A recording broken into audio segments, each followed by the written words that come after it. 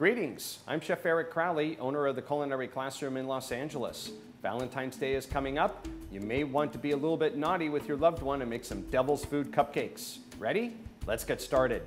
So for our ingredients for our devil's food cupcakes, we're going to need 1 1/4 cups of cake flour, 3 whole eggs at room temperature, 10 tablespoons of butter, half a cup each of buttermilk and coffee, 1 teaspoon of vanilla extract, and half a cup of cocoa powder. I also have 1 teaspoon of baking soda and 1/4 teaspoon of baking powder, 1 1/2 cups of sugar, and last but not least, a half a teaspoon of salt.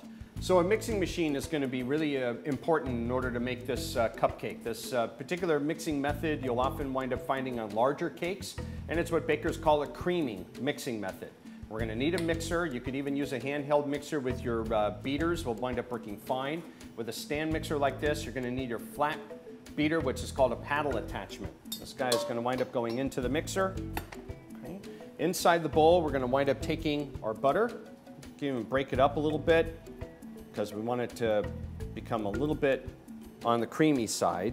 Gradually adding in our 1 1/2 cups of sugar. Turn the mixer onto a slow speed to start.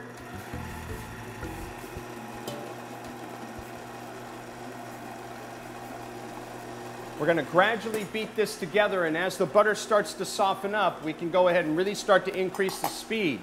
As the butter starts to get incorporated with the sugar, the butter will actually start to get a really white color. And what we're trying to do from a baking perspective is actually get little tiny pockets of air beaten into the butter via the sugar.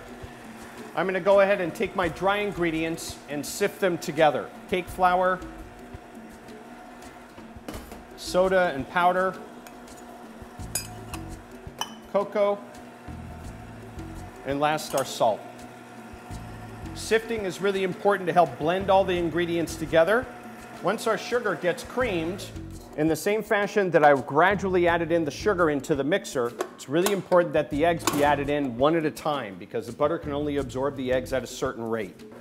Having the eggs out of the shell really allows you to just go ahead and pour. Once the yolk drops in, let it beat around and let it get absorbed.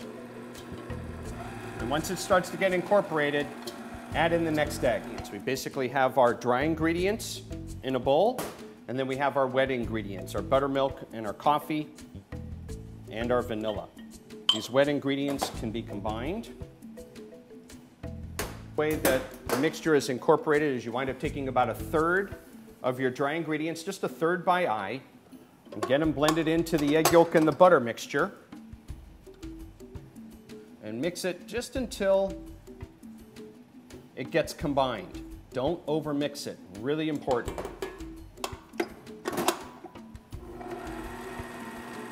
Don't turn up the speed too high either. If you really crank up the speed and you have flour in there, you're just gonna send flour all over the place and make a big mess.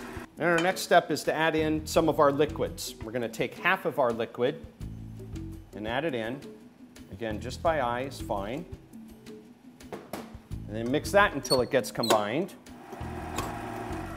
Then once it gets combined, we just simply repeat the process. Another 1/3 of dry ingredients, the last half of the wet ingredients, and then the last 1/3 of dry ingredients. Once everything gets just combined, then we go ahead and get it into our cupcake pans and we bake it.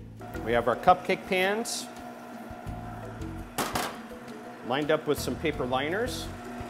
Also really important, before you start to prepare your batter, get your oven on, okay? Turn it on to 350 degrees.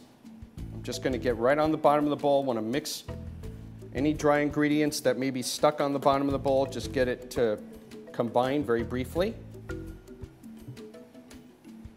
And now we're ready to scoop it on in. This particular recipe is going to make 18 cupcakes. I'm just going to fill up 6 paper liners.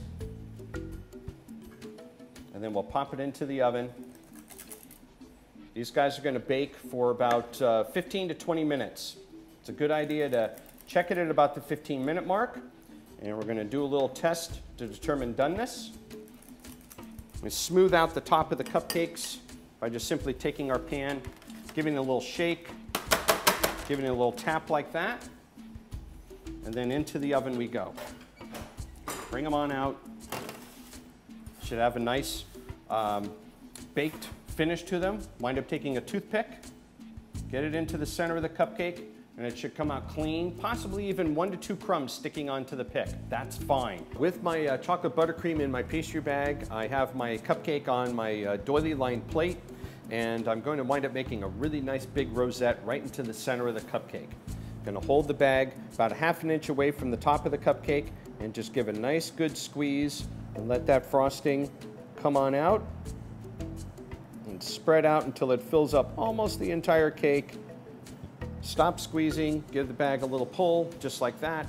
And here I have some sprinkles that have some nice chocolate and vanilla hearts, also combined with some little cylindrical sprinkles called jimmies. Gonna sprinkle these guys all over the cupcake, get a couple of those hearts on there too. You can find these little sprinkles at the supermarket.